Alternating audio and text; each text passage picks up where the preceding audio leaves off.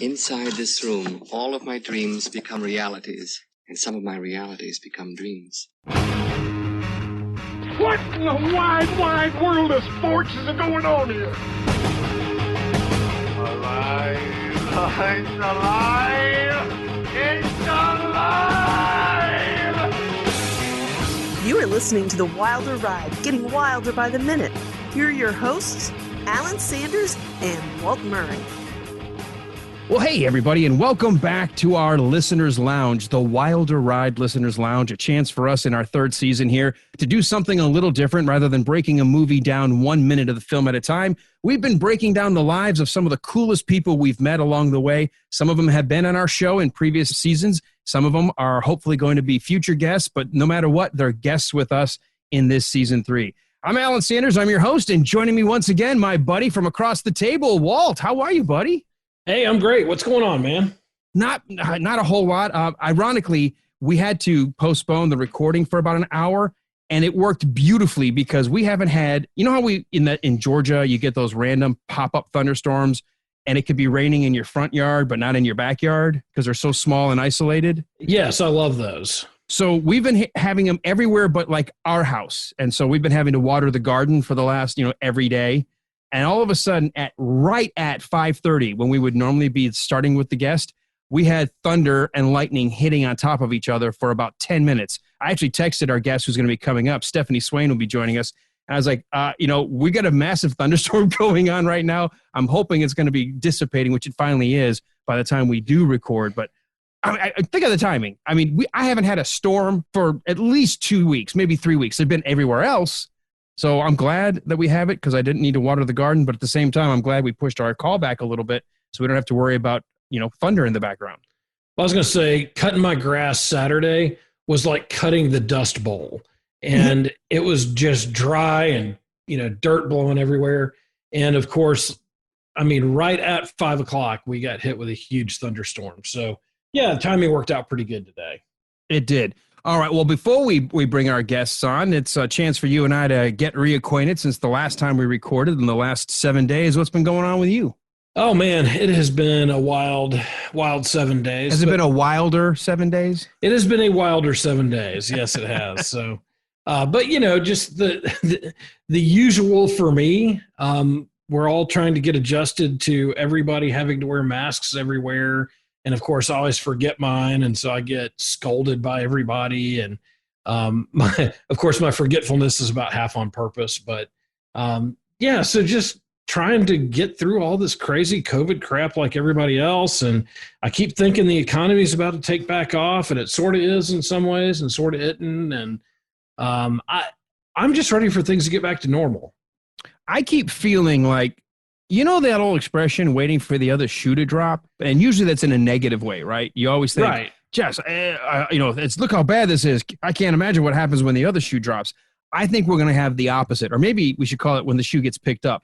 I think it's just so screwed up right now. We've got so much out there, and then so much of it is now conflicting. It feels like there's so much weird messaging. It feels like you hear one thing at the beginning of the day and then another thing at the end of the day.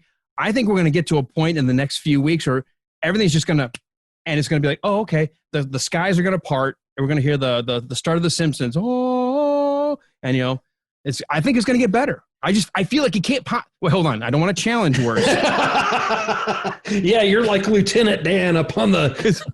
You don't because it's like the old joke. Don't challenge worse because that's when worse jumps on your head and does a little tap dance. Yeah, no, we're not challenging worse, but I feel like it's about as bad as it can get right now in the sense of confusion, anxiety, fear. There's a lot of people who just don't know what's going on. I think the biggest thing is we don't need Congress to pass another $3 trillion bill and keep paying people to stay home, because I think the reason we're all okay, or we shouldn't say all, but a good percentage of our population's okay staying home is I know people who are like, I'm making as much, maybe more than when I was a server, and I don't have to go to work, I don't have to go stand on my feet for 8, 10, 12 hours, work behind the bar, get, callous comments. I'm making more between the state and the federal, care package or whatever, the PPP or all the different things that are out there, that I'm going to just stay home and keep binging Netflix. And at some point you can't just keep going that way.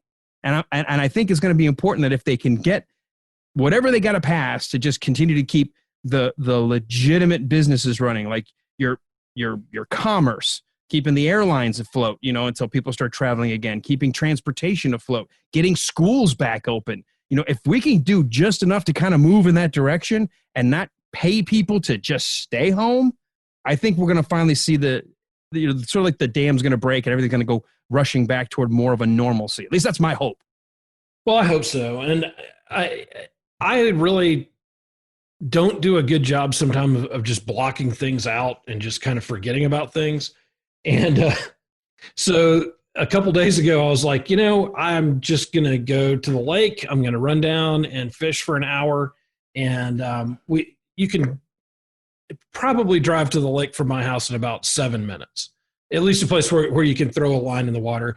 Had no expectation of even catching anything, but I, grabbed a rod and went down. And I wasn't really thinking about the fact that the rod I grabbed a rod, did you? Well, that was later.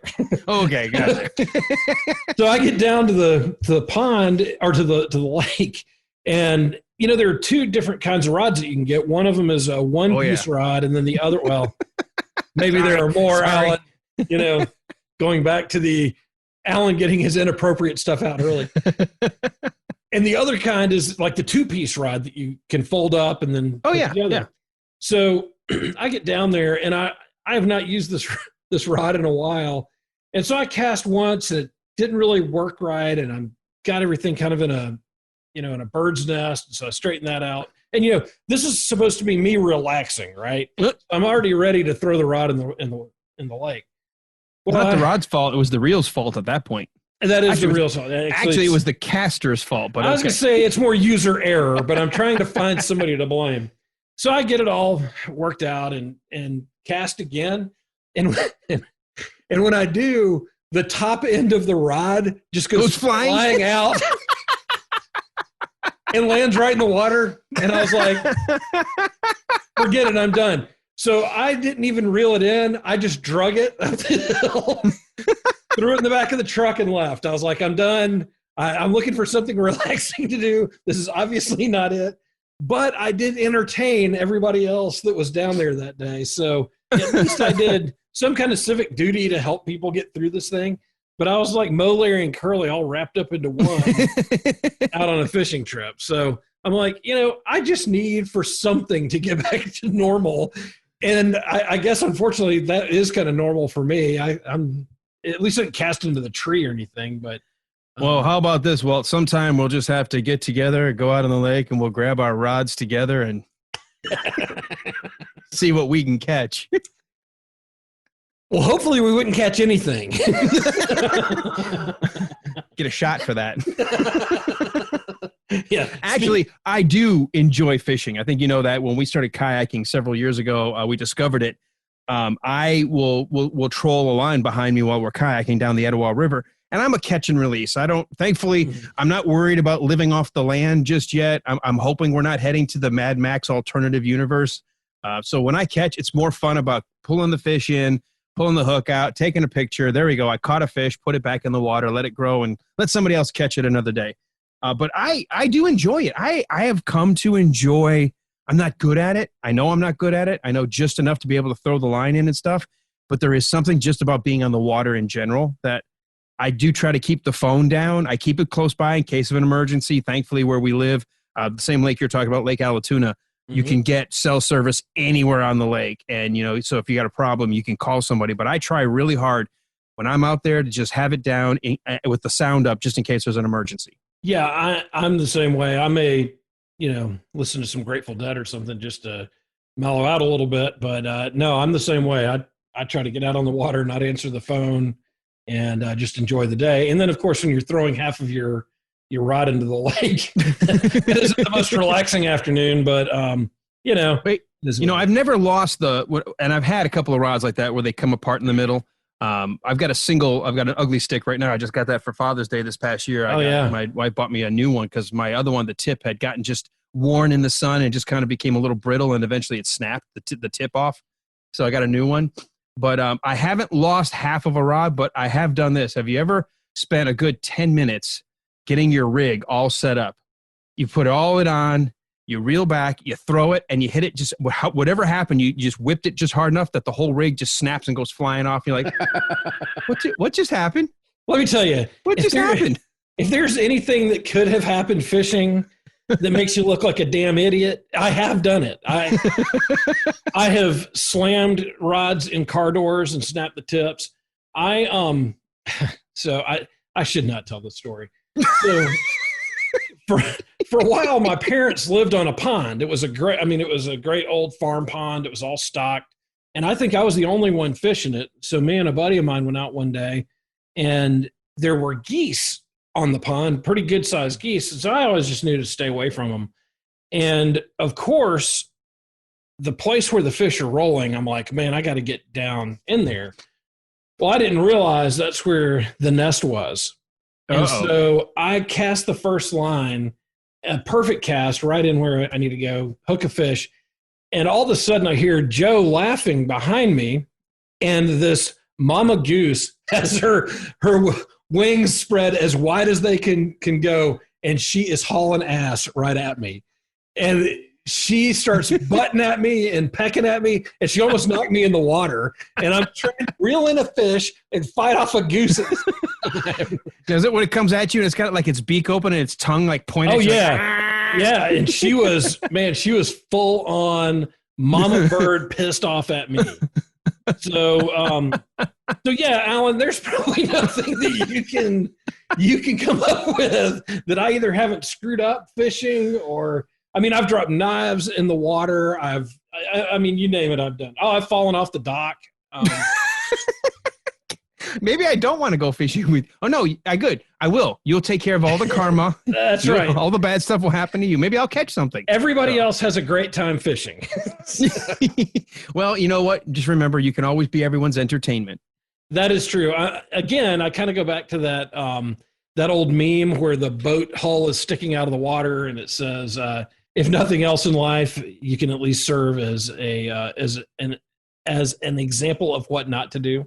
Yeah, you can serve as a bad example. Yeah, I definitely serve as a bad example. Well, before we bring our guest on, anything else that's been going on this week you want to chat about for our listeners' benefit? No, I'm just excited about our guest. This is one of those people that we've talked about wanting to have on, and we haven't quite gotten to her yet. And then we had something come up at the last minute, and she agreed to be here, and I'm excited about it. I am so super stoked to have joining us. Stephanie Swain is going to be joining the stage. In fact, let's go ahead and welcome her to the stage right now. An individual who we hear every week on, or just about every week lately, on Radio Labyrinth, a podcast that is super, super funny. It does have its adult moments. It's definitely not it's an explicit podcast, not safe for work. Stephanie has called herself a classless clown since birth, a disaffected Gen Xer who will never really care about anything more than TV or animals, but more importantly, the specific animals, which I, of course, have an affinity for, dogs. She's always talking about rescue. She's talking about dogs, but more than anything, she's having a great time and describes herself as having the spirit of a 12-year-old boy. Stephanie Swain, welcome to our lounge. Thanks for joining us. Thanks for having me on, guys. I appreciate it. Absolutely. You must be so hard up for guests that you would have me on here as a guest. Now, wait a minute. We were just talking about holding our rods, and then you say hard up. So, I mean, I'm all good. When you were talking about the fishing, I was, I grew up a lot of my life in West Virginia. My Uncle Dave, he would do the chain fishing. So he would bring home big catfish. They would take up the whole back of his monster truck. And it's, be breathing. He caught it like 2 hours ago. It's still breathing in the back of the truck. That's a crazy thing. My cousin Brent dropped one on his toe one time, and the fin went into his toe. And he had to have surgery. Yeah, I didn't realize that they were so dangerous. So you never done that, have you done, Walt? No, well, it's funny you ask. So one of my good friends the other day sends me a text, and she says, "Have you ever been stung by a saltwater catfish?" And I'm like, "Oh yeah, I know what you're going through," because I knew she had posted some stuff about being at the beach. And I said, "How bad did he get you?" And she got about an inch of the catfish, the barb, I guess. Yeah. She got hit right on her ankle, and it swelled up and went nuts. And I've had more than my share of running catfish. And it 1 week at my grandparents' house, I think I got stung 3 times by saltwater catfish. Oh, That's wow. crazy. Yeah. So yeah, a lot of people don't realize you got to be careful how you handle what the fish you take out of the water. Oh yeah. Yeah. Especially catfish. I never fished that much, but my cousin would always, when I was in high school, he'd always come and steal the legs pantyhose out of my drawer because he would use them to catch gar because they would they snag the teeth. I'd always get ready for church. I'm like, well, you know, because 1986, where the hell are my pantyhose? I can't go to church without things on. Yeah. Times have changed, haven't they? Right. Who wears those? Oh yeah, and especially when it's like 95 degrees in the south. Well, you know, we used to catch gar, and I don't know if they're a gar in other places in the country, but they're kind of a nasty, mean fish. And we would get them, and if we hooked one, we'd run it up onto the shore, and then the other guy with me would just beat it. You did not want them striking at you. They could do some damage. You know, I got to be honest. The only gar I'm interested in right now is Terry. Sorry. She was a sex kitten of the time. Yeah, Terry of the time. But no, I have not actually caught a gar before. I keep hearing those stories. For me, I've never gone deep sea fishing yet, which I want to do. And the biggest I've caught is maybe a 3-pound bass, which wasn't really impressive for a lot of people, but for me, I was like, it's a 3-pound bass. Look at that. You've caught some nice fish. You post some good pictures. I want to get one of those where, you know, you hear about, it took me 20 minutes to haul them in, you know. I want to get one of those nice, just a good fight in. Well, those are either deep sea fish or you're really, really drunk. Well, have you seen me kayaking? Yeah, yes, I have. I want one that takes 3 barrels to keep them up. Can't go well, down. You're going to need a bigger boat. Can't go in. Can't do it. Well, Steph, how did you end up in this area if you grew up in West Virginia? Well, actually, I met my husband in 1997 in an America Online chat room. I lived in Detroit at the time, actually. He lived here. He was born and raised in Lawrenceville, Georgia. And do you remember the hotbeds? That was one of the chat areas of. Oh yeah, before sexting, there was that. That was the hotbeds, right? Yeah. And I was. Well, don't shake your head at me. I mean, that's just what it was. It's just funny because I got married in like 95, so I missed a lot of that stuff. Well, it was a strange time, you know, because it was I had a roommate and we would both fight over who got to sit in front of her Hewlett Packard, trying to get the AOL disk to catch a line. You know, you just keep on trying on Friday night, and then finally you'll get through. And so it was my turn. I was on that night, and he just I think I said something. I made a weird science quote, and that was it. Next thing you know. So we go from fishing for fish to fishing for dudes on a chat room. You know, threw a line out there and caught one. I was, 23, bored on a Friday night. You know, I'm sure there was a lot of people that ended up married and divorced within the first couple of years at AOL. Yeah, imprisoned, driven out of the country. Think about how far we've all watched this grow. Because we're all Gen Xers. We've all lived through the 80s, you know, and watched the rise of the internet from dial up to now everybody's got it. But I mean, that was like prior to any of the online dating or any of the online apps. I mean, it was join a chat room or create a chat room or just troll and hope that you get lucky with somebody that you kind of connect with. You know, when we started talking on the phone, and we talked on the phone for 6 months, and then he was going to fly up to Detroit to meet me and stay for the week. And all my friends said, he's going to kill you. He's going to chop you up in pieces. And he's going to throw you in a dumpster. And they were right. And I said, I don't think he's going to fly up here to murder me and then go back. I mean, maybe if we lived in the same town, but it just seems like a lot of work. Right. That is make that one lot kill. Of work. Yeah. I mean, if you're a good serial killer, you can kill at home. That's, Agreed. You know, and it's, you always leave the torso somewhere. That's kind of like you ever notice that? Like they always find the torso, and I always wondered anyway. Well, I mean, there was a long enough of electronic paper trail at that point. I mean, if you're going through all these conversations, phone calls, phone numbers, you can reach him, he can reach you. At some point, you're going, okay, it may be weird in person. We may realize we're better as anonymous online kind of friends, right. But I doubt they're coming up to, do harm. And he wasn't. He was great. He actually proposed to me that week when he was there. Wow. And then 6 months later, he moved to Detroit. Which was quite a shocker for him. Yeah, that's a shock for anybody. Well, especially where I was poor as we were living in a 2-room flat on the Detroit River. It was janky. It was very janky. And he said, why is there a beer, liquor, lotto pizza store on every single corner of this entire city? And I'm like, it's Detroit, baby. And we know we want beer, we want liquor, pizza, lotto. They know what we want, and there it is. All at once. Yeah. And Coney Islands. There's Coney Islands everywhere or whatever. But see, we had the exact opposite culture shock. I grew up in Detroit, moved down south. I'll never forget when my mom went to the grocery store for the first time on a Sunday because she just knew that was grocery shopping day and grabbed a 6-pack of beer and a bottle of wine to be able to have for dinner and cook. And they were just looking at her like, what the hell's wrong with you, lady? You can't buy alcohol here. And she's like, what do you mean I can't buy alcohol? I'm over 21. I've got children. And they're looking at her like, no, you can't buy it. She goes, yes, I can. I'm over 21. Like she got in an argument because she just didn't know it was against the law. And we're walking out of there. Now, this is a woman raised in parochial school, a Catholic, beaten by nuns her whole life. So, just loves the Catholic Church. You can't get a more sainted woman than my mom. And she's out there going, the hell, I can't buy a damn bottle of wine on a Sunday. This is a backwards. Where have I moved?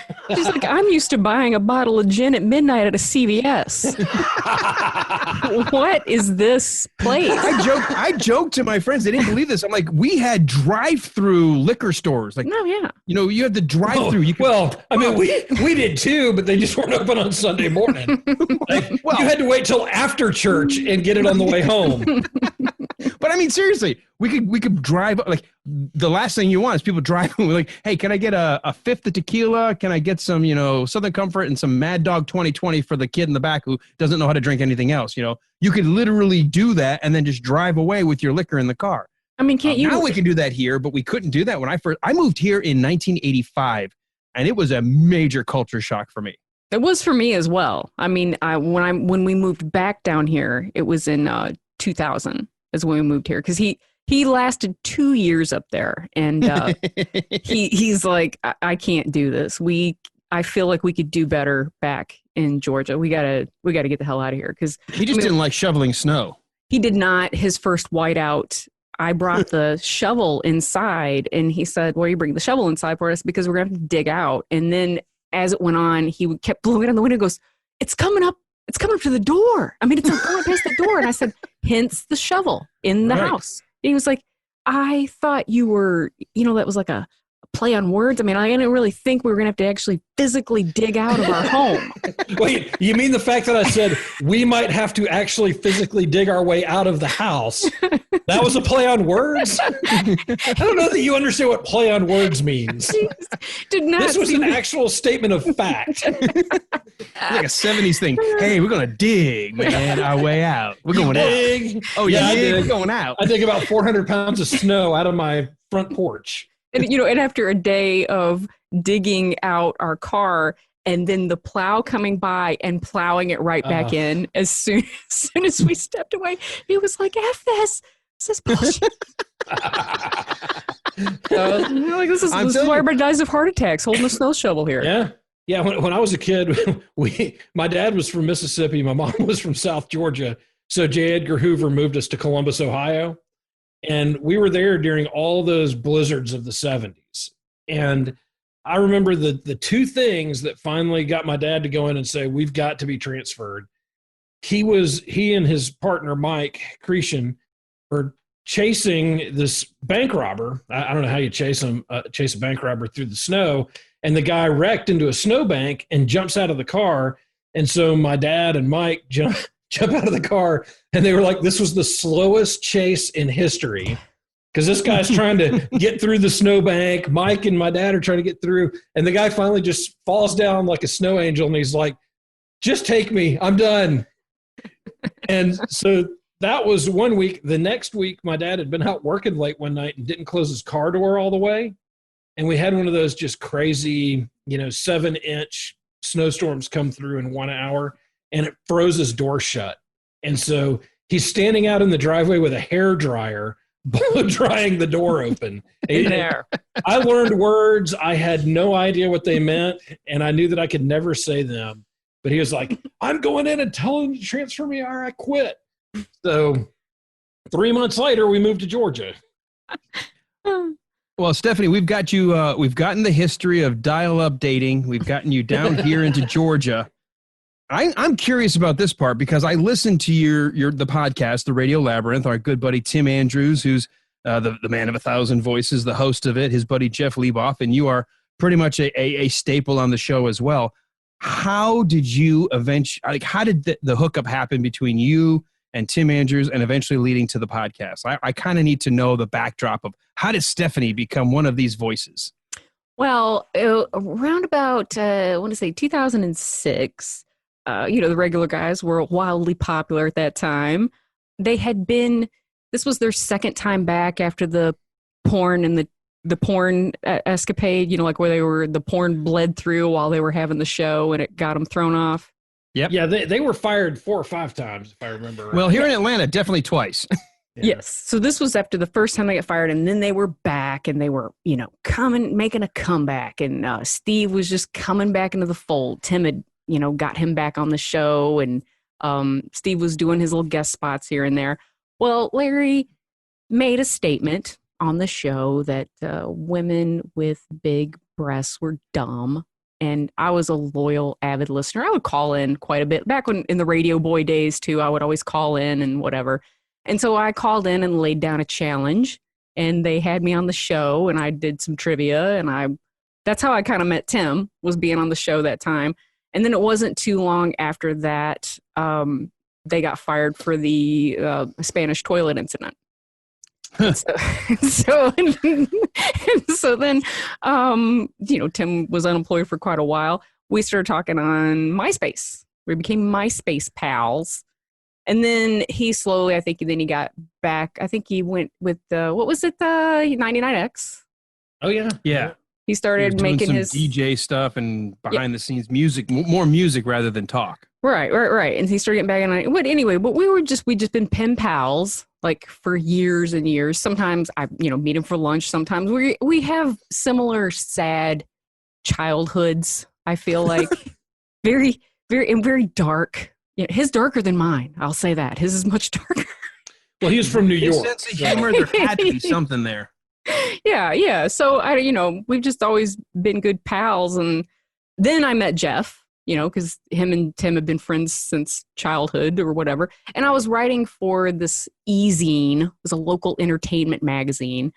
And I covered one of the Comic Cons they had at the Cobb Galleria. Remember when they did that? Oh, yeah. Mm-hmm. Yeah, I remember that. So Tim was there with Jeff, and then I met Jeff, and, it just, as time went on, I would just see them or talk to them or whatever. And then they started this podcast. Ira, who had been, he's known Tim forever, been trying to talk him into Effing Ira. Yeah, effing Ira. So he started they got the podcast going, and I was listening to it.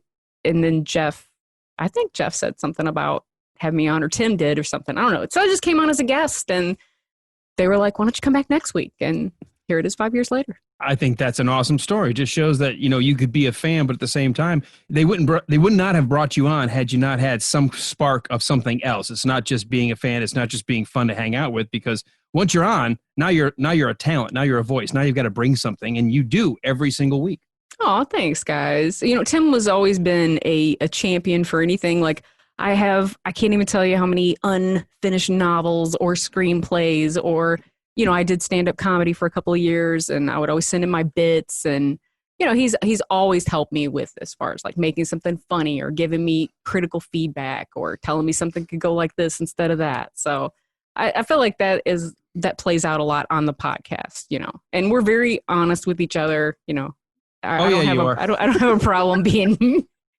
I blush in the car sometimes. I'm like, oh my God, what are they saying? But I love those guys. I literally and shut up, you guys, because they'll probably listen to this, but I love all those guys. They're great.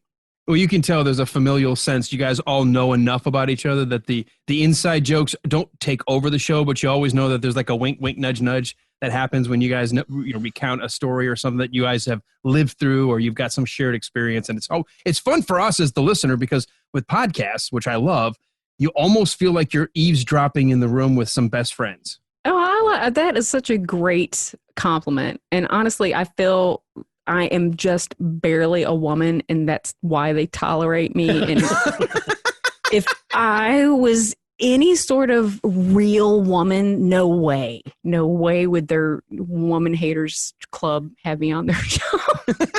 The He-Man woman haters. One thing I really like about your show is if somebody at one of the big radio conglomerates had said, okay, we're putting together a show with 3 people, they wouldn't have put the 3 of y'all together.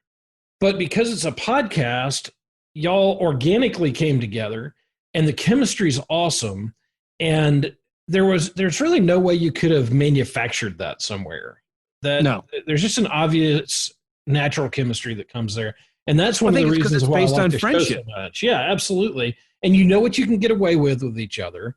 You also are able to go, hey, Tim, remember that time when you did whatever?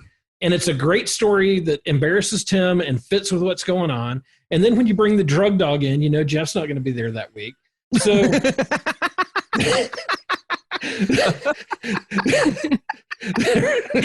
there are just a lot of really good things that go on in those relationships that come through to the listener that doesn't know y'all as well. Well, thank you so much. Just makes me feel great. I just feel like I'm hanging out with my friends every week, and we record it, and for some reason people listen to it. They think it's funny. Or I always feel like I'm riding on Tim's coattails, and I have been doing so for quite some time.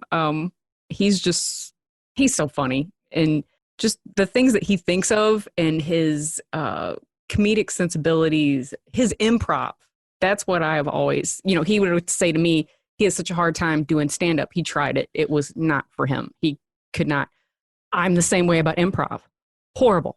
Absolutely horrible. I took an improv class from Dave Keckner, and he completely shamed and humiliated me in front of an entire room full of people. Really?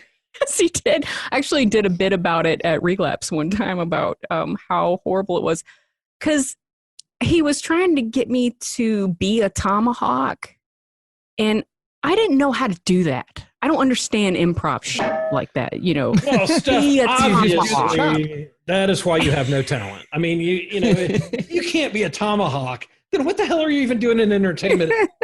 Look, you're in Atlanta. All you had to do is go, oh. Yeah, right. Nope, can't do that anymore. Oh, sorry. Skip, reverse. I need to mask that. Do I need to bleep that out when we go back?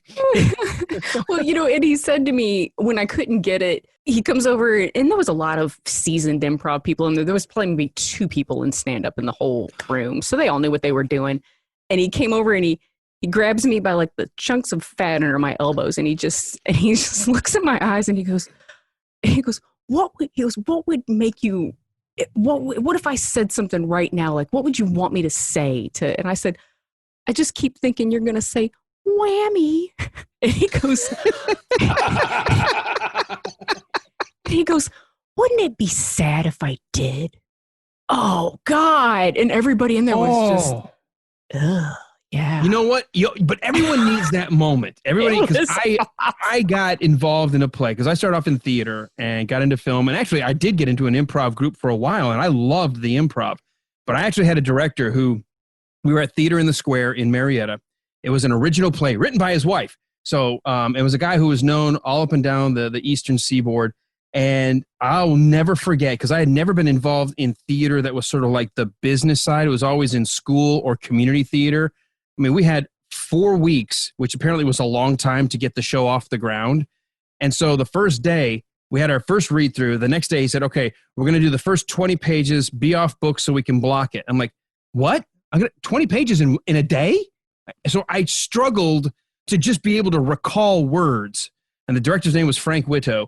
And I remember it. We got through the whole scene. You know, I'm playing one of these guys who's just sort of like a secondary character. I mean, a lot of lines. It's sort of it was an ensemble piece where everybody had kind of their own time to shine, but everybody's kind of was all about the same size role. And I had my moments on stage. I said whatever. I was just struggling to recall lines. We get done in front of everybody. Won't even make eye contact with me. He starts stroking his beard and he says, okay, we're gonna do that again, and this time try to convince me I did not make a mistake in casting you. I was like, holy shit! I had never had brutal a punch like that. But I'll tell you what, I think he knew how to do that. I think he knew how to take and harness people and make them actually better than they were. I think people might skate on talent without necessarily having it honed, because I was there to prove him wrong. And so I, of course, did what he wanted me to do. I went home and worked twice as hard so that way I could prove him wrong, and ended up having a great show. And at the end, I was like, I get it. And honestly, I have never regretted being in that show because it really focused me. And I realized I can always learn something. I can always be better. There's always some way to push myself further. I should never rest on my laurels. And I've remembered that lesson my whole life.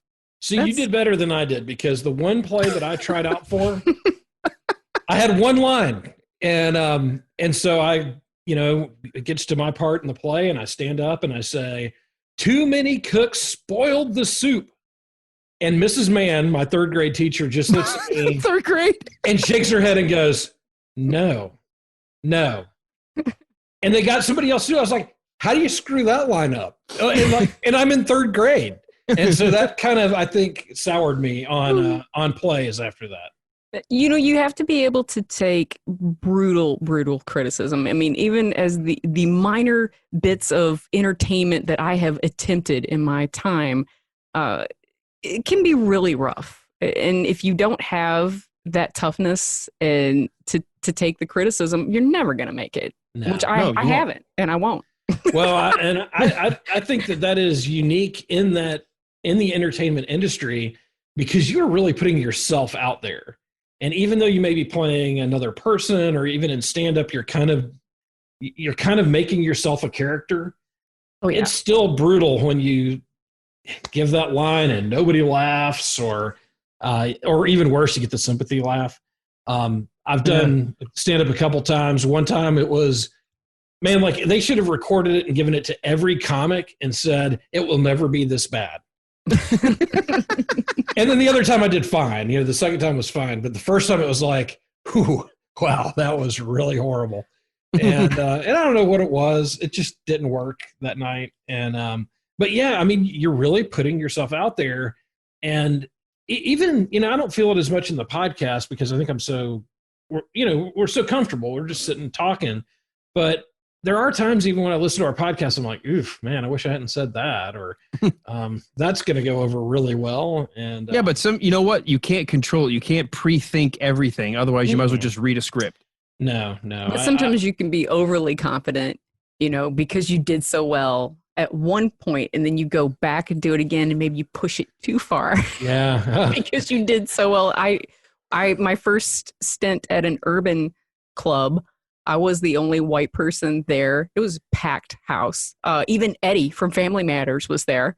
And so this was my first time on stage, and I crushed it. I crushed it. And you could tell, like, everybody was shocked and surprised and all this other stuff. And I was like, king of the world.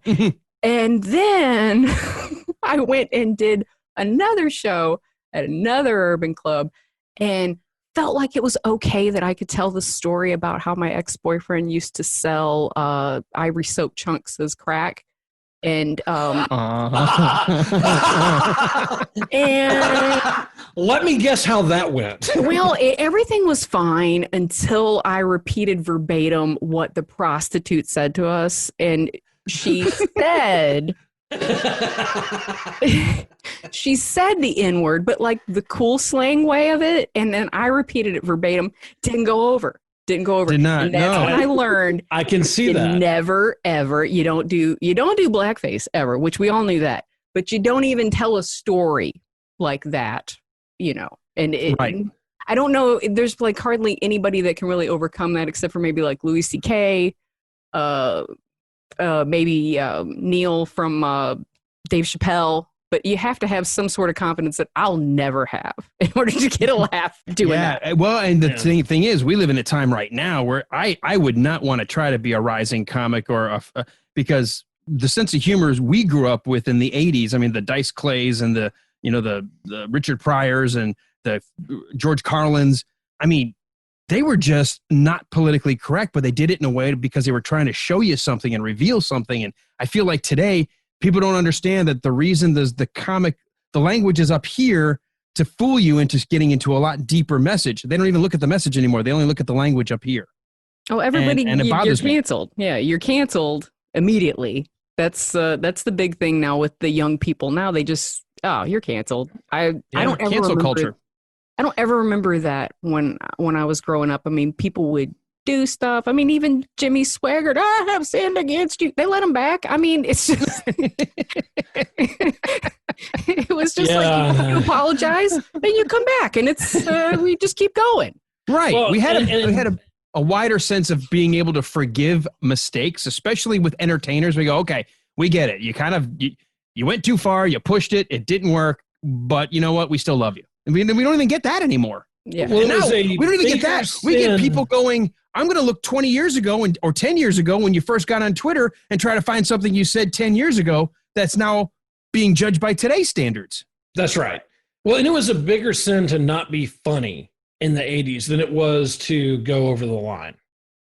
Yeah. So if you were on Saturday Night Live and you just weren't funny, that was it. You were done. If you were on Saturday Night Live and you said something that was completely culturally inappropriate, you'd be back next week and have another shot. It was just, people be like, good grief, I can't believe he said that. And then you're back. But now, I mean, there's no grace. Well, we're all from the generation of, probably the last generation of this, where bullying was a part of our culture, and you took it, and that's, it's just what you did. You got bullied, and then you stood up for yourself, or you made fun of them, or you self-deprecated yourself because of, the way they bullied you. And a lot of the humor came from that. And then after that, it was like, I'm going to put on a trench coat and kill everybody. I mean, it's like, okay. No, you're right. I mean, because I tell my kids this all the time, and I try to raise them with a sense of, like, I call it reality. They may have called it adversity, but you learn techniques to deal with it. If you are told your whole life that you're perfect and special and you're awesome at everything, that's not reality. Mm-hmm. And you talk about the self-deprecating humor. I learned very early on. You know what? If I take the joke away before they can say it, then I've got the power. And you just learn that technique. And I still to this day will do that. Exactly. And some of the funniest comics that we've ever had, it all came from that, So, I mean, I definitely still think a lot of the young comedians that are out, I think they're funny, but there's very few really young ones that get me. Like, I'm just howling. Right. Yeah, it's hard because they gotta be safe. Right, exactly. And their comedy is in a very narrow band. Mm-hmm. And it's a very safe band, but it's a narrow band. But if you listen to the comedy from 20 years ago, totally different. Even the stuff that isn't, culturally sharp or inappropriate or whatever, non-PC, even stuff that was just like, hey, me and my wife, totally different than what we hear today. And it's like comics are afraid to get anywhere near the line. Right. Well, they're afraid to get canceled before they ever get their chance. So, well, before we keep going, because I want to get to another part of Stephanie's life that I really, really, it was the first thing I remember hearing was about the dog rescues and about all the different events, because my wife and I have been dog people since we got married. We're both on Marriage 2 when we came together. I think our dogs were what helped get us through Marriage 1, because we had dogs as sort of like the throwback. And then when we met each other, we at one point had 7 dogs, all of them from rescues. We are down to 4 now because as they slowly get, unfortunately, dogs just don't live long enough. I hate that. Mm-hmm. They eventually pass away, or you've got to do the hard thing like we have to do the last 2. They get to the point where they can't stand, they can't walk, they're in pain. You don't want to have to put them down, but you realize what kind of life is it, and you got to do the adult thing, and it's hard. But man, love love my four-legged. I love dogs more than I love most people. And Stephanie, I feel like you're probably the same way. Oh, Alan, you know I am. I mean, I would rather spend, other than my husband, of course. But for most of the time, I prefer to spend time with dogs. One, they don't talk back. They appreciate everything. They're always grateful. They're never going to turn their back on you. They're always there for you. And they're not complicated. Give them a treat. Take them outside. I don't think that until you watch a dog at a lake just sniff in the air, there's such a pure joy to them where it doesn't take much. That's kind of like The Big Lebowski is my favorite movie because all it took was a rug, some bowling. That's what makes him happy. And that's always been my goal, is to be a minimalist. It takes very little to make me happy. And that's why I identify with, cats. Well, no, cats don't. Cats take a lot. Yes, cats are very high maintenance. But that's what I love about dogs. See, for me, and the same thing, I could come home, I could have had the worst day, something could have gone bad, something wrong, get a bill you weren't expecting, and then I lay down on the bed for a second, and then I've got 4 puppies all around me, each trying to figure out how they're going to be able to touch a piece of me while they're laying on the bed, and it's just like, suddenly I'm surrounded by love, and I just feel it. I feel like, okay, it's all going to be fine. I've got my dogs. They're all here. They're all here for me. And for people who don't get it, I hate that for them. I wish I could pass that little bit of what it feels like. But I want you to give a chance to talk about some of the rescue work you do, and anybody who's listening, especially either in the Southeast, and I know a lot of rescues, there's a great network. One of the good things about the internet, you do have the ability now, if one shelter is full, you can reach out to another, even if it's out of state. So I just kind of want to give you a few minutes to talk about your work in the different rescues and trying to help save our four-legged friends. Well, for me, when we lost our first dog, my husband and I, when we got together, we got a dog at a Gibraltar Trade Center. We bought her out of a box, and that was like our first thing together, and she lasted till close to 17. She was a lab Dalmatian. Well, when we lost her, I felt like I wanted to do something, and that's when I started volunteering. I started with Fur Kids, and I was there for a couple of years, and I was able to handle it, so I figured, why don't I try a county shelter? So then I moved on to Gwinnett County Animal Shelter, and I started volunteering there. And from there is when I started fostering. This was a dog that I was crazy about there. And they were putting quite a few animals down at the time because of space. Gwinnett County's changed infinitely in the past, I'd say, year and a half. So it's nothing like it was at that point. And they said, well, the only way we could save her, this was BarkVille Dog Rescue, is if somebody would foster. And I thought, okay, I'll try it. And of course I failed, and he became our dog, and we had him for 2 wonderful years until he was taken from us by some stupid tumor. But other than that, BarkVille Dog Rescue put me on such a path of seeing the entire picture, from the shelter to fostering. It's a whole other world. And I have met so many people, whenever they talk about how everybody is divisive and, yada, yada, there are so many people of every kind of political, you name it, they all love dogs. And that's what we focus on, not what I think Congress should do or what I feel about this or whatever. All we care about is saving these dogs. And to me, I feel like anything that can bring people together like that and like a common thing, it's not just for dogs, it's for people too. Yeah. So I totally get that. Yeah. So that's kind of like my thing with all that. And like you were talking about, Walt, the sense of normalcy. We weren't able to volunteer at the shelter for a while. I actually had stopped for a while after Mr. Belvedere passed away, just because it was so hard. But they recently started letting us come back. And that's when I felt a sense of normalcy, to be at the shelter, to be able to actually do something. You feel so helpless right now with the COVID and, people, my husband, he's still out of work. He was in the trade show business, and, 90 people at his job were laid off, and they're all fighting for the same positions that open up here and there. And, they keep trying to shut stuff back down. So with all of the uncertainty, what I can tell you is that there are a lot of animals at the shelter who would love to spend some time with you. So if you need something to do to make you feel good about yourself, you can foster, you can go to the shelter and volunteer, you can be a transporter, you can give dogs freedom rides or cats, you pick them up from the shelter and take them to the vet and get them out of there. That's an amazing feeling, just to see the look on their face to know that they are free and they are out of that place. So my dog looks like that when I take him to the vet. I don't know why, but he's like, oh, the truck. Awesome. We're going to the vet. I'll go for a ride. Yeah, they always want to go somewhere, right? They're excited no matter where you take them. Oh, yeah. I when I hear somebody who has that similar passion and that same kind of fire, I feel like I just want to go out and adopt another dog. I just want to, that's why we had 7 at one point, because we would pass a rescue. We would pass where, like the Humane Society the Etowah Valley Humane Society was having sort of a, hey, here's all these dogs that we really need to find a family for. We're having this event over at a festival or a fair or something. And you walk by and you're like, you see the one dog that you realize no one's going to want that dog. And then you start to reach out to that dog. You're like, okay, we're going to take that dog. Yeah, exactly. I mean, I got a freaky neurotic dog right now. He's an Italian Greyhound mix.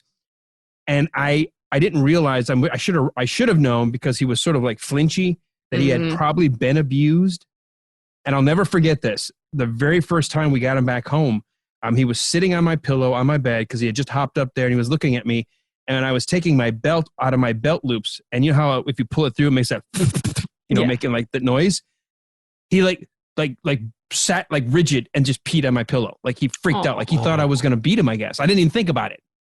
And we realized, oh my God, we have to be very gentle for a while and just show him love and compassion.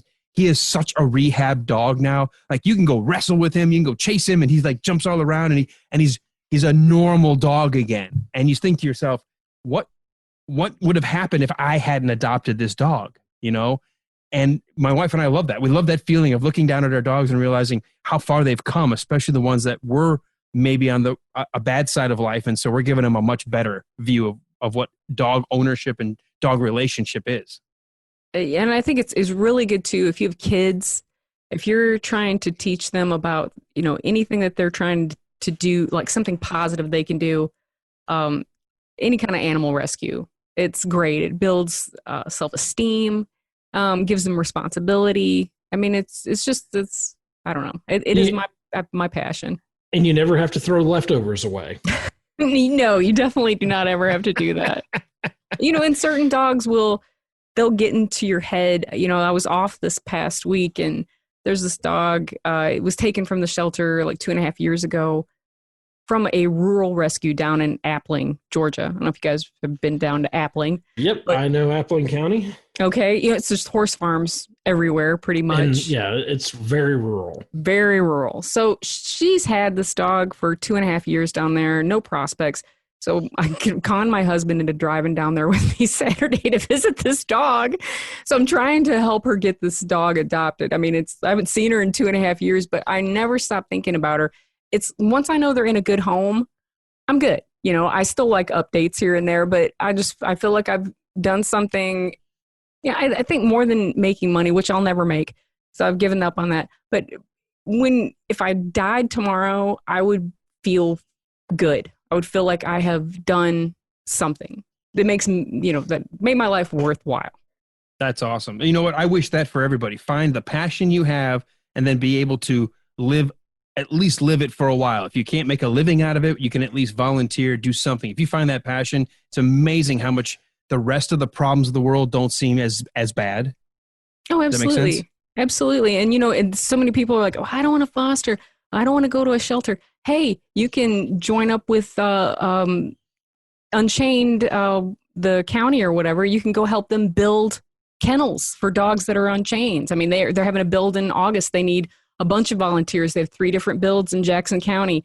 You can just show up and help them put these kennels together and get these dogs off chains. A lot of them have lived on them for 12, 13 years, maybe at least the last year or 2 of their life. They live in a nice kennel area that's covered, and they have a nice, you know what I mean? It's tough. It's hard. But when you notice the laws in Georgia, they are what they are. We've tried to change them. Hopefully we will. But until then, what can you do? I mean, do what you can do. You know, one of the things to talk about, if we could ever make that fortune, the wife and I have often said, we would love to have the kind of money to be able to create a pet reserve just for pets, you know, just have a dog farm. You know, if somebody wants to get rid of a dog, or we can't find a home for it, or we need a temporary, like sort of just a reserve for dogs. I would love to do that. So as we move to the next segment of the show, I want to give you a chance, though, for anybody who is listening, to learn a little bit about Radio Labyrinth. How do they hear the show? Where do they go? If you're on social media, how can they follow you? And then as it relates to the dogs and the dog rescues, the ones you're working with, but in general, just what would you recommend for people to reach out to stay in that loop or get in that loop? So you got 3 things here, Stephanie. Did you got it all? Can you Yeah. No, well, I mean, you can like us on Facebook. It's Radio Labyrinth. You can follow us on Twitter, which is also Radio Labyrinth, or you can find us on Instagram, also Radio Labyrinth. If you just type that in, it's going to pull us right up. And the rescue that I'm with is BarkVilleDogRescue.org. If you want to help us out, if you want to foster, donate, anything like that, we will absolutely take any kind of help that you are offering us. And then Gwinnett County Animal Shelter. If you're looking for a cat or a dog, puppy, anything, we got a bunch of them right now. So please come on by. I think the adoptions are like $60 and everything's included. That's all your vetting. Spayed, neutered, shots, microchipped. I mean, you can't beat that. Always go for the rescue. Go for the Humane Society. Go for your local animal shelter, because you're going to find the best dogs. I will tell you, we have had the best dogs coming from those kinds of locations versus friends of ours who bought them at stores or went to breeders. I will always pick a shelter dog or a rescue dog because they have been great for us. Just know the breed, do your research, make sure it matches your lifestyle. Don't just pick one that looks cool because you saw it in a movie. Pick the one that matches the kind of life you guys are leading, and I will tell you, you will have a friend forever. Absolutely. And if you are somebody who has any sort of influence in legislation or what have you, anything that you can do to get something put on these backyard breeders, anything that we can do to make chaining completely banned in this entire state, that would be fantastic. That's one of our main goals. Awesome. And Stephanie, if somebody wants to reach out to you, are you active on social media? Do you share and like to get involved with strangers reaching out to you? Yeah, sure. I mean, I have people, not just. How she met her husband. That's true. That is so true. Yeah, I have listeners. Actually, I've had Radio Labyrinth listeners reach out to me for help with dogs and things like that. But yeah, please reach out to me. I can try and network you and put you with whoever. If it's not anything I can help you with, I know somebody that can help you with. It's a very insulated world. And once you get into it, they'll always drag you right back. You can't get out. Once you're in, you're in. All right. How do people reach out to you? What's your contact? Oh, okay. So I'm on Twitter. I'm Stephalumpicus on Twitter. That's awesome. Awesome. And on Facebook, I'm just I don't know if you can really find me on Facebook. I try to stay hidden as much as possible on there. But you can always email me. I'll give you my personal email. It's roji02@gmail.com. Please feel free to email me if you have any, more questions, or if you want to get involved or anything like that. And you are on Instagram as well, because I've seen some of your videos. That's right. Stephalumpicus on Instagram. Yeah, my Instagram is Stephalumpicus. Excellent. Well, you want to hang with us while we wrap up the show? We will always bring up some weird news items and talk about what we're watching. And I know you're a big fan of streaming and recommending what's good to watch on. You may be repeating what you already recorded for Radio Labyrinth. I would never do that. That's fine for our audience. I've always got a huge stockpile of crap that I'm watching. That's amazing. You're like Walt. I'm like, how do you have time for all this? It's another passion. It's my second passion. All right. Well, let's roll into our news segment. Walt and I are fans of news. A lot of it's the hard news, but every now and then we stumble across those wonderful gems that we just want to mock the people involved in the news stories. And so, Walt, I go to you for the first news item. Yeah, and I can definitely say this is not hard news. This is the other end of the news spectrum. And this comes from the great state of Florida. Crestview man drives on the wrong side of the road to scare his misbehaving children. Oh! So this is a great one. It's both Florida man and it's great parenting advice. So from Laurel Kids, we're Hill, gonna teach Florida. you about the real world here. Yeah. Oh, they learn more about the real world than they really should have. But this comes from NWF Daily News. I guess it's Northwest Florida. Multiple motorists trying to avoid a head-on collision say they were forced off State Road 85 Sunday night by a man headed south who repeatedly drove into the northbound lane. It happened south of Laurel Hill around 6:30 p.m., according to the press release from the Okaloosa County Sheriff's Office. After a traffic stop of the reckless vehicle, Sheriff's Office deputies found two small children crying loudly in the 2012 Dodge, which had been driven by 42-year-old Timothy Ganja of Ganja, huh? Yeah, it's spelled something close to that, so that's going to be his name today. Ganja then told deputies he was just trying to scare the kids because they were misbehaving. I swear to God, if you don't stop making noise in that back seat, I'm going to go head on in this other lane. You hit your brother one more time, I'm going to crash into this truck. Whatever happened to like the dad arm that you just reached behind and found anything and you just hit it? You know, you just smacked it. Didn't matter what it was. Well, I would say that his judgment was not great, and here's why I would say that. He was charged with DUI, two counts of child neglect, and possession of marijuana. Oh, ganja. Okay. I mean, I don't think that had anything to do with him doing what he did. Certainly not. No. Oh, no. The marijuana would have mellowed his butt out, and he wouldn't have done anything like that. I was going to say, he's the victim here. My stepdad, he used to do this thing, and he did it with my nieces and nephews, too. Anytime you'd be driving on a road trip and you'd get real calm and quiet, all of a sudden he'd swerve off the road, and he'd go, "Damn Artesian," every single time. Like, and my nephews are telling me that he does it to them. I'm like, he's still doing that same joke. Scare the crap out of me. Did y'all see that? Awesome. All right. Well, Walt, this goes out to first of all, your dad, ex-FBI or former FBI, he's retired.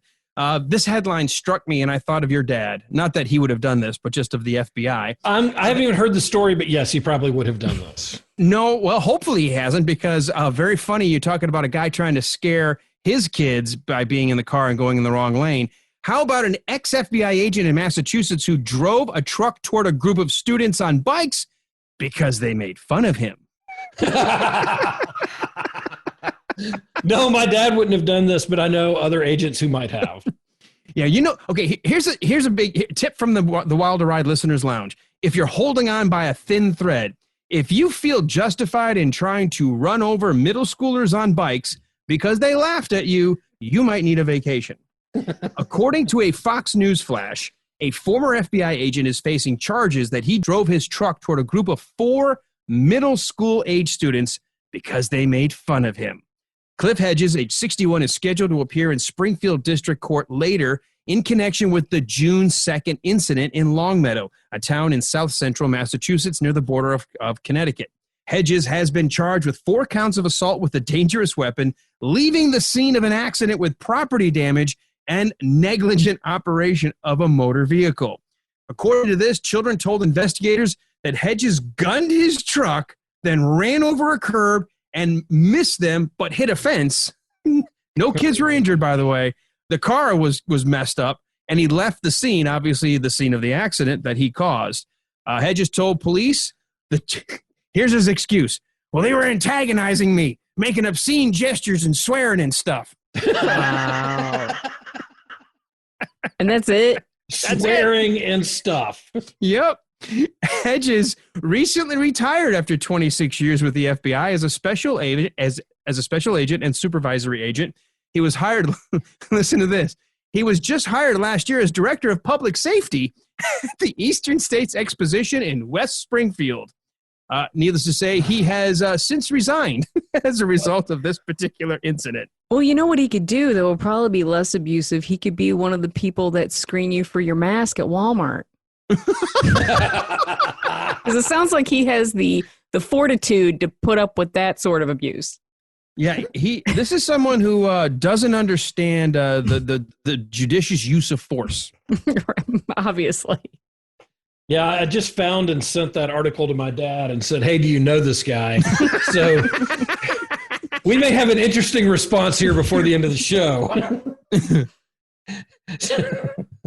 Wow, that's pretty awesome. I mean, one of my favorite lines is just, is they were making fun of me and stuff.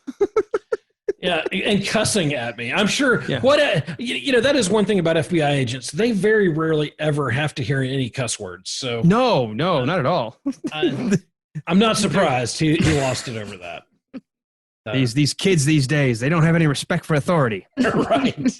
Respect my authority. I just want to hear what they were saying to him. Like, you big poo-poo pants. I mean, like, what were they saying? What possibly could they have been saying? I can't even wrap my mind around the lack of judgment. Seriously. I'll teach these kids. And everybody knows, too, if you do something like that, you don't leave witnesses. What's wrong with you? I said too much. I'm sorry. No, you only leave the torso. Exactly. We learned that earlier in the show. You leave torsos, not witnesses. Exactly. So, okay, well, our next story here is from Shreveport, Louisiana, via the good folks at KTLA in California.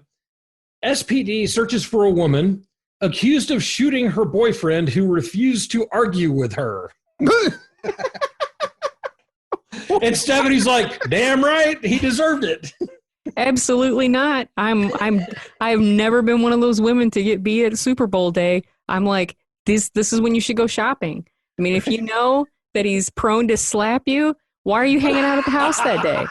Get out of there. Or at all. I'm not going to needle him about mowing the lawn. I mean, it's time to get out of there. That's exactly right. Yeah, but this is the strange thing. She wanted to provoke an argument, and he took the high road, and she's like, oh, I'll show you a high road. Well, we're not even scratching the surface here, so let's dive into this masterpiece.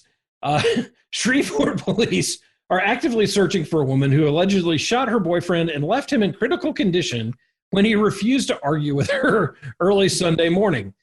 Early Saturday morning. This wasn't on the Sabbath. This was on Saturday. She had some respect for the Sabbath. Yes, day. Exactly. According to the Shreveport Police Department, detectives have secured an arrest warrant for 29-year-old, I'm not even going to take a shot at that first name, Lawrence,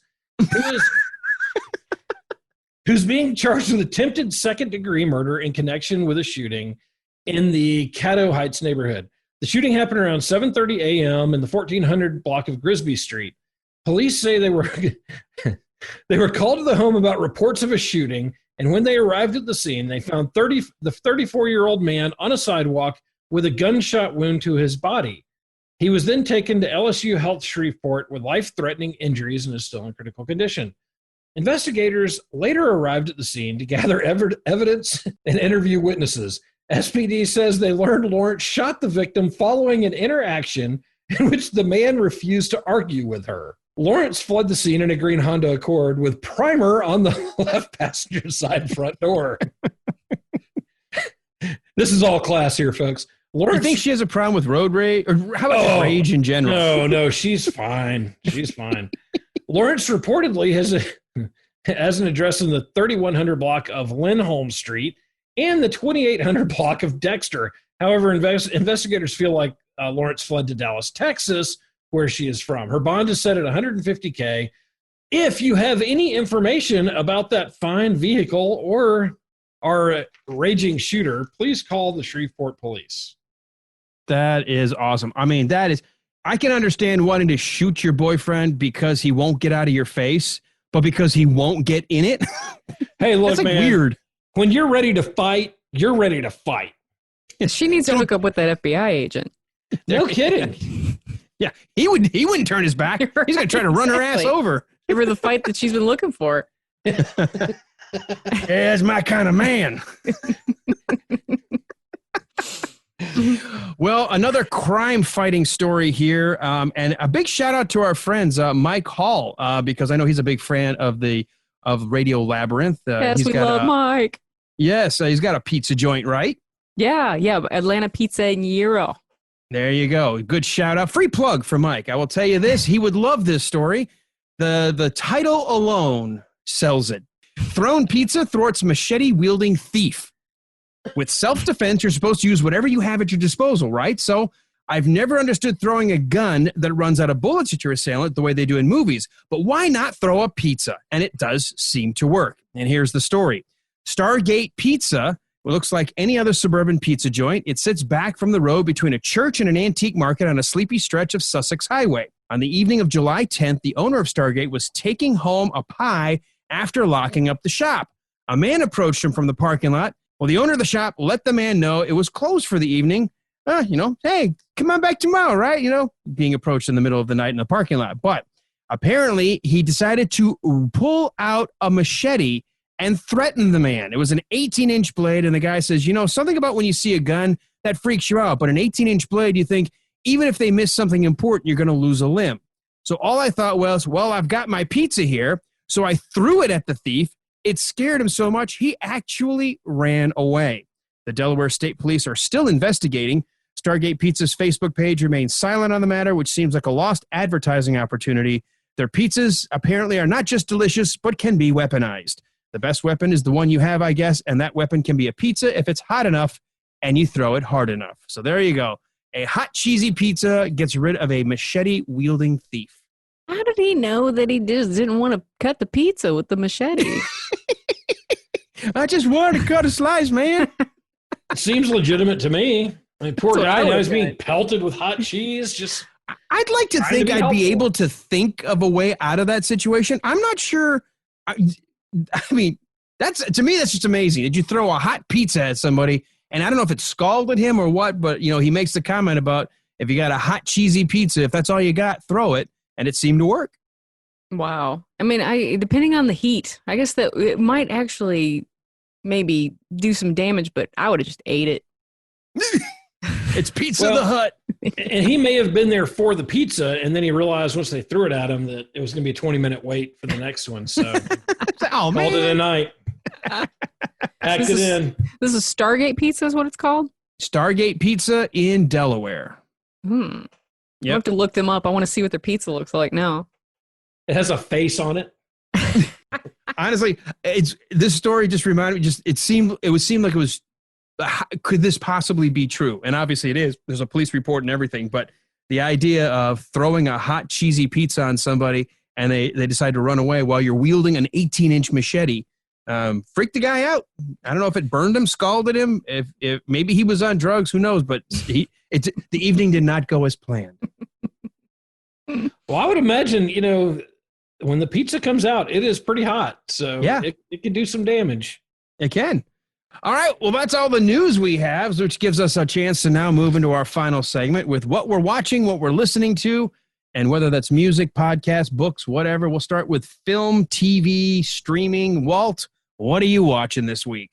Well, I've finally decided to bite the bullet, and I'm going to get through the last season plus 2 episodes of Star Trek Voyager. So I have been dutifully plowing through that. I can say that it was probably not Star Trek's best season, but come hell or high water, by this time next week, I'll be done with Star Trek Voyager.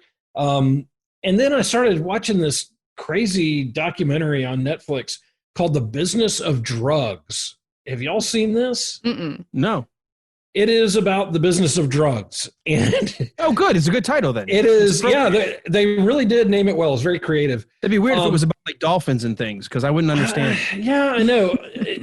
Well, I don't know. With our podcast, everything seems to kind of all fit together. But but it's really fascinating. It's, everything from how they grow it in the jungle to how the Colombian army is fighting it.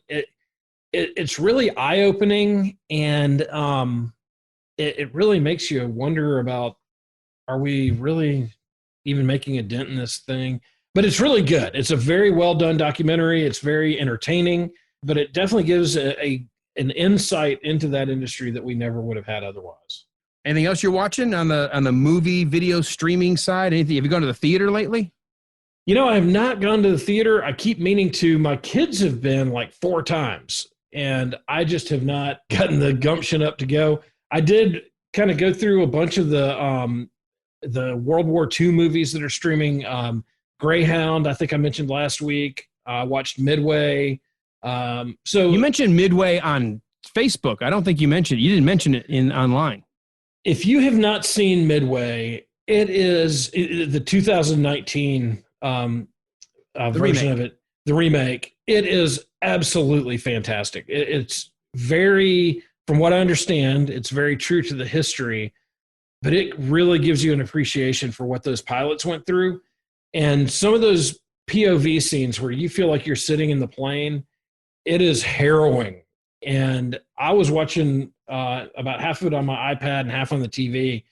And you just think those guys were like 19, 20, 21 years old, getting in these planes and basically knowing they're not going to make it back.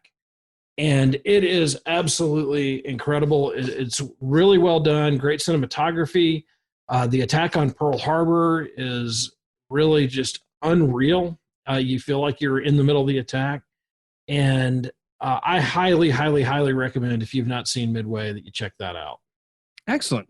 All right, while we're on the TV and streaming side, Stephanie, what about you? Any recommendations? Oh, I've been catching up a lot of movies in Hulu that I had never seen before. And one that I watched this last week, I don't know if you guys ever watched it, is a really good sci-fi horror flick called The Colony with Lawrence Fishburne and Bill Paxton, one of his last roles. No, I haven't seen that. Very tripped out flick set in the future after the world freezes over, one of those deals. And then they're in a colony and, I don't know if you've heard of this, but there's a flu that, even a flu can kill everybody in the colony, and they'll quarantine you. And if you don't get better within a certain amount of time, they just take you outside and shoot you. That takes care of it. Well, then they lose contact with one of the other few colonies that they know of, and Lawrence Fishburne and him go to check it out, and they've been attacked by some cannibals. Ooh. And it's a pretty gory movie. I'll give it that, but great acting all the way around. Fishburne is excellent. Pretty much everybody in the movie are good actors. So it was a good story. So The Colony on Hulu, I watched that. It was really good. I think it came out in 2013. And podcast that I just started listening to today, which Jeff had some great recommendations this week, but this one I found today, it's The Oral History of The Office, hosted by Brian Baumgartner. Isn't that great? It's so good. Yeah, I'm about 3 episodes in. That is a really good podcast. So well done, obviously. So well done. Okay, so you're a fan of The Office? How much did his voice throw you off? Hey, I couldn't deal with it. I couldn't even believe it. I know. I kept going, oh, wait, that's Brian. What the? It totally threw my whole listening pleasure off on the first episode, because I was like, that doesn't sound anything like him. And one of my favorite Kevin episodes of all time is when Holly starts to work there and she thinks he's mentally challenged. My gosh, yes. And I never realized before how much he looked mentally challenged until that episode. That is a great episode. But yeah, it's great if you're an Office fan, if you're nuts about it. And what I love about it is my nephews and nieces who are 13, 10, 11, my friends' kids at work, same. They're so obsessed with the show, and they get into the whole zeitgeist of it. Like, why is this show about middle-aged office workers so appealing to young people here? And it's been off the air for like 8-9 years now at this point. And it's just like, yeah. And they were talking about, it was pitched like 20 years ago, and it just continues to get rewatched. And my daughter, who's going into 9th grade, and all of her friends are probably on like the 4th or 5th rewatching of it. Mm-hmm. And they know more about it than I do. So. Yeah, I mean, the quotes that they say to each other all the time. I mean, once my nieces and nephews, when they finished with that, then they started on Parks and Rec. So yeah. So I don't know. I just love it because it, to me, is such a perfect television comedy. It's right up there with 30 Rock, which I absolutely loved. I've started rewatching 30 Rock and forgot how brilliant that show was as well. It's a great show. Yeah. But yeah, that's what I'm watching and what I'm listening to. I think I may be the outlier in the group. We know what you think, Office hater. I can't get into it. Tim's the same way. I've tried, and I'm like, I don't know why it's funny. I don't know why people watch it. I don't know how they got a next season. Every time I try to force myself, I'm like, I don't even have a reaction. I'm like, you could put me on a machine. I'm not fighting it. I have zero reaction. And my wife doesn't understand it. She's like, everyone that we know loves it. So it may explain why my comment next. My wife has been watching Community about the community college with Chevy Chase. I love it too. Yeah. I have not cracked a smile once. I'm like, you've got a great premise, and it just, I don't know. You know what I think I find more interesting than anything is the Russo brothers, the guys that are going to bring us eventually, the Winter Soldier, Endgame, the Avengers movie. They're dealing with these high budget, high priced actors in this mega, ending of the phase 3 of the Marvel Cinematic Universe. They're cutting their teeth, and I could see where some of the cool camera angles, and I could see some of the cool setup, but I don't know. I guess I'm missing a particular gene because I even texted you, Walt. I'm like, the whole Sergio Leone moment when they were doing the paintball fight in the school, I'm like, that was the coolest part to me. And that wasn't funny. It was an homage to Sergio Leone. And I'm like, okay, wow, look at that. Have you seen the Halloween episode when Chevy's tripping on acid and he's dressed up like the Beastmaster and he starts looking at the falcon on his arm and it's just tripping him out? That is an awesome episode. No, I don't know if I've either missed it. I don't know where it falls. I just kind of been catching him off and on when the wife has him on. I like the guy, the lead actor, Joel McHale. I think he's a guy that he's still waiting to figure out what he's going to be really good at, because he was in another series on TV where he was like the outdoorsman. Was it called The Indoors or something, where like he was working as the rugged outdoorsman and all these millennials were running this magazine and they couldn't get it about being outdoors. And I was like, oh, this is going to be a great show. And my wife, I watched the whole like first season. We're like, why doesn't it get better? And I just feel like he hasn't found that vehicle. I don't know. I did not like Community. Some people do. But I did go back to the movie theater. Well, most people. It was very popular. I'm not saying that it wasn't. It's really popular to wear a mask right now. So we can say that. Yeah, well, that's point made. But before you move on, Alan, can you tell us what is your brand of a great comedy? Reading Shakespeare.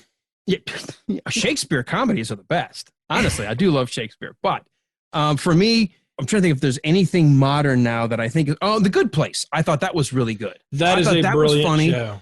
It was well written. It was pretty funny. I liked that. Did you like Upload? I haven't watched it at all. You might like that. I don't watch a lot of TV. That's maybe the other problem. Like to me, the last really good, funny, I could watch it all the way through again was like the kind of the humor you get in Frasier. Like to me, I like Frasier. I still like Friends. I could go binge all 10 seasons of Friends, and there's always something to listen to. But see, maybe that explains it. Maybe the laughter humor that I have for Friends is what you're missing, and the laughter humor you have for Office, I'm missing. But I love Friends. I just think that whole dynamic interaction where you're witty and fun with words. I like wordplay a lot. I don't like uncomfortable humor. It is funny that you and I, as similar as our tastes are on other things, on almost everything else, our taste in sitcoms is completely the opposite. Because I'm a huge Seinfeld fan. Office, like list off all your enthusiasm. Oh my gosh, Curb is one of the best ever. And then all the stuff that you like, I'm like, yeah, it's all right. No, I did like The Good Place. That was a great show. I feel like you like you like traditional situational comedies. Alan. I would say that's probably what Alan likes. Yeah. Which is, there's nothing wrong with it. Millions of people love Frasier. Millions of people love Friends. I really liked Cheers and Frasier. I thought both of those were great shows. I love Cheers. I've just rewatched Cheers again. Great show. Oh, I'm just having a brain lock. What was the show that they did 3 seasons? It was about a real estate company that went under. The dad was involved. He was in prison. Oh my God. Arrested Development. Arrested Development. Maybe the edgiest I get to, where I think that was a hysterical show. I loved binging all 3 seasons of that in a row. You renewed my faith in you, Alan. Okay, the writing was great, but I don't like the uncomfortable humor of people just being stupid or hurting each other or mocking each other or doing things. I feel like that just never triggers anything in me. I almost feel like these people are just wastes of my time. I would never hang out with these people. And I guess maybe that's it. If I can't imagine hanging out with them, then there's nothing that I want to invest in them mentally. You just hung out with them for an hour and a half. I am those people, Alan. Yeah, right. Now, hey. You literally have been doing a podcast with two of those people. Well, you're not on the show. You're talking about the show, and that's okay. It's because my career never. Plus, she's a dog person. At this point, I'm okay. You can do anything else as long as you're a dog person. So, but last thing I want to get to, because I know we're running out of time. I have been back to the movie theater 4 times now. We've decided, because it was still showing in the theater close by. My favorite, I think, of all of the Harry Potter movies. Having kids growing up in that time where the books were coming out, they were reading, and then we'd watch the movies. That all my kids are all sort of that Harry Potter generation. So the wife and I are Harry Potter fans, and we got a chance to go see Prisoner of Azkaban in the theater, and that was so much fun to be able to see that on the big screen. It's one of my favorite stories, the whole twist of the timeline. If you've never seen it, it definitely showed that the Harry Potter movies were starting to grow up and have a much darker theme to them, and they would become obviously the world-renowned franchise that they are. So it was cool to be able to check that out in the theater. That's my favorite one, I think. That's the one with Gary Oldman, right? Oh, well, Gary Oldman's in several, but yeah, that's the one where they introduce him. Yes. Right. Yeah, he's the prisoner of Azkaban. Yeah, that's a good one. The acting is great. The quirkiness of Alfonso Cuarón's direction, the stuff that he brought to it, it stands apart from all the other movies. They're all good in some way, but to me, that's the best one, not only story-wise, but just it's in terms of just film entertainment, it really has everything you want in a movie. I would agree with that. I agree. All right. As we wrap up, Stephanie, I know you already talked about a podcast. So, Walt, any podcasts you're listening to as well? Yeah, there is a great podcast. If you've never listened to it, it's called Super Ego. And it is a comedy podcast. It's a lot of sketch, comedy, improv. And it is probably one of the first podcasts, second podcast I ever listened to. And they keep saying, yeah, we're done. We're not doing it anymore. And then they come out with another season. So they're on season 6 now, but you go back and there's a lot of Star Wars references, a lot of pop culture references, all in this weird, crazy. I mean, it is the most hilarious podcast you'll hear other than ours and Radio Labyrinth. It's third, but it is just some great comedy. And if you just want to kind of shut your mind off and cut grass or whatever and listen to a great podcast, Super Ego is fantastic. And I'm assuming it's some of the content's not so timely that it no longer holds. Oh no, yeah, no, you're not going to get Trump jokes or anything like that. You're going to get and they're nerds. I mean, they are hardcore nerds. So you're going to get references to all kinds of movies. Like I learned who H.R. Giger was by listening to that podcast. You didn't know who H.R. Giger was? Well, Giger, I knew the name, but I couldn't if the guy who gave us the concept art for Alien. Exactly. And so if you had said, "Hey, who's H.R. Giger?" I'd have been like, German guy, does something in movies. But once I was like, oh, I got to find out more about this guy. So I ended up reading for an hour and a half these biographies of H.R. Giger on the internet and all the stuff he created and all this crazy stuff. And of course so anyway, it's a great podcast. Side note. Oh, go ahead. Wrap up your thought. Sorry. No, I was just going to say you will find yourself pausing it and going, wait, what is that? And chasing down some of these obscure jokes that they get into. So Alan, I think if you haven't listened to it, I think it's one that you would enjoy. It sounds good. And you know what? You should do this if you have a chance. I think there's a bar. I think it may be in Amsterdam, but there is a bar that is an homage to the world of H.R. Giger. Yes. And if you haven't seen the pictures, I would love to go have a drink in that bar. It's amazing. I love the whole fusion of the biomechanical, what Ridley Scott actually saw at an exhibit when he was still rummaging through or ruminating over whether or not this movie Alien was going to be something he'd want to direct, but he hadn't put in his mind how was it going to look, what was he going to do differently, how was it going to, what was he going to do that was unique. And then he happened to stumble across that exhibit, and he got H.R. Giger brought him on to be part of his art direction team. And it's just brilliant when you hear a story like that. I just think with the fusion of talent. Yeah, and the stuff he created is just unbelievable. It's great. His brain worked in a way that nobody else in history had that kind of brain. I'm going to check it out. Super Ego. Sounds cool. It's awesome. Stephanie, I know you already brought up one podcast. Any other shows that you could recommend as well? Any other television shows? No, podcasts. I'm trying to think of anything else. Well, I would be stealing from Jeff, but he did tell me to listen to, what is it? Dang it. Literally. It's the Rob Lowe podcast. Oh, I've heard that's good. Jeff recommended it this week, and I started listening to it today, and it is awesome. It's so cool. I just listened to the first episode. It's with Rob Lowe and Chris Pratt, and it's great. You know, obviously because they have the Parks and Rec connection or whatever. But the best part is when Chris Pratt is talking about watching St. Elmo's Fire for the first time and seeing him. Yeah, and seeing him when he's so young and just beautiful, and Chris is just like, "You're so handsome." I mean, it's like, God. Yeah, and it's called Literally with Rob Lowe. Yeah. Literally. Yep. All right. Last one I've got then is I actually have two I wanted to throw a shout out to.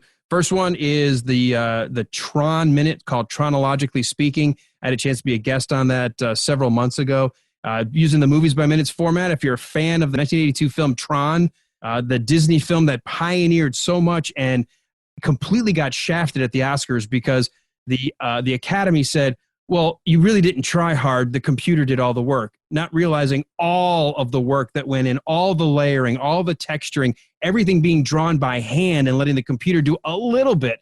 Well, think about this. At the age we're talking about, 1982, they could render a couple of cells of animation, and then there wasn't enough memory to do the rest. So you had to then delete it and then render the next few cells and do it again. And if you found out a week later that your 10 seconds of video didn't play right, you had to go back and do it from scratch. There was no cloud. There was no mass storage.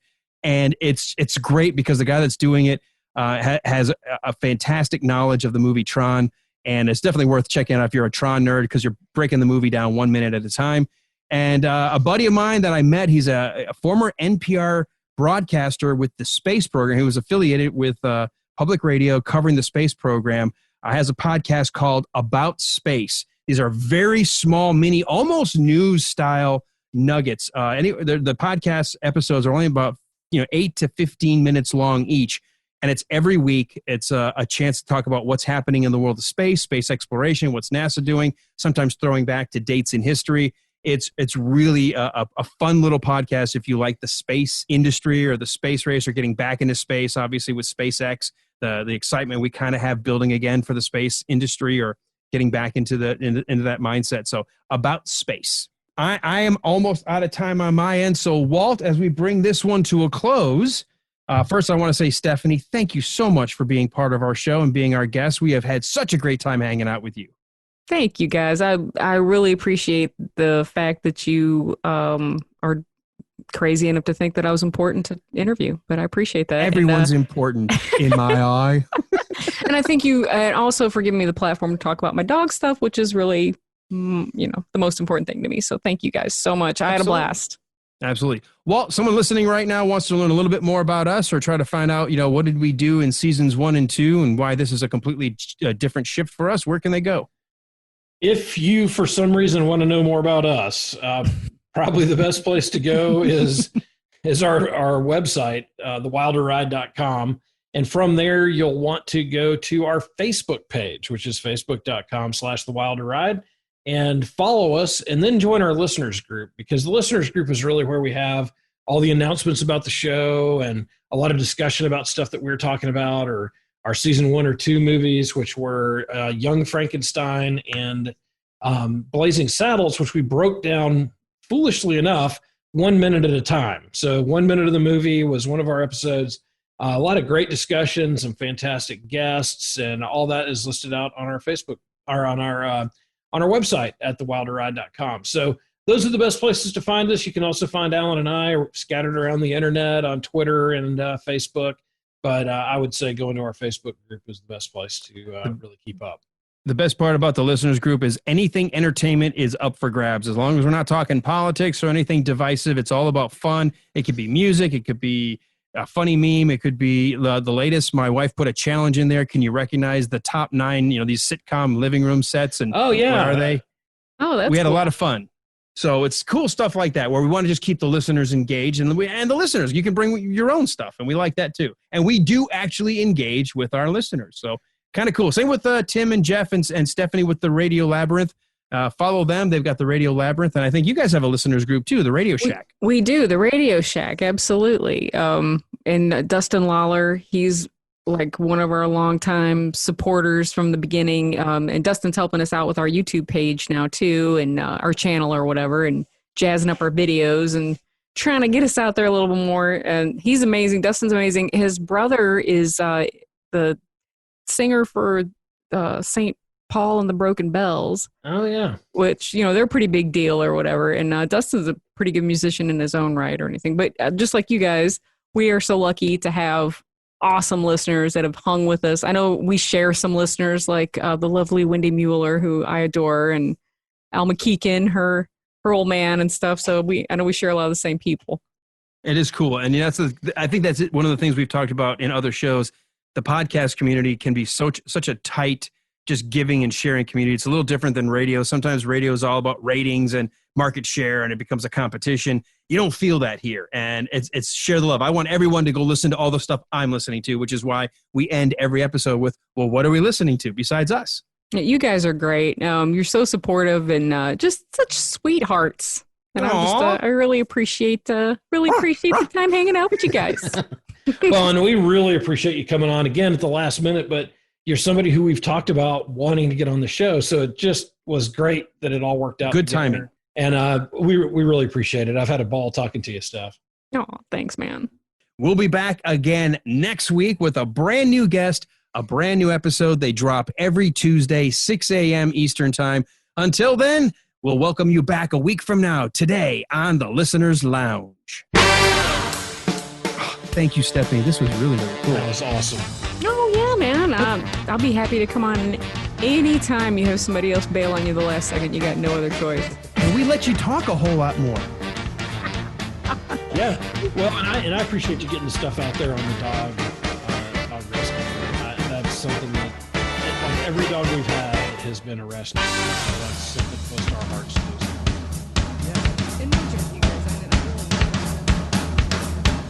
When you hit the dance floor, you gotta be jumping jack. Jump on in, jumping. When you hit the dance floor, you gotta be jumping jack. Jump on in, jumping. Like a wild train, roll right off your track. Whoa, whoa, you just can't stop. Like a wild train, roll right off your track. Whoa, whoa.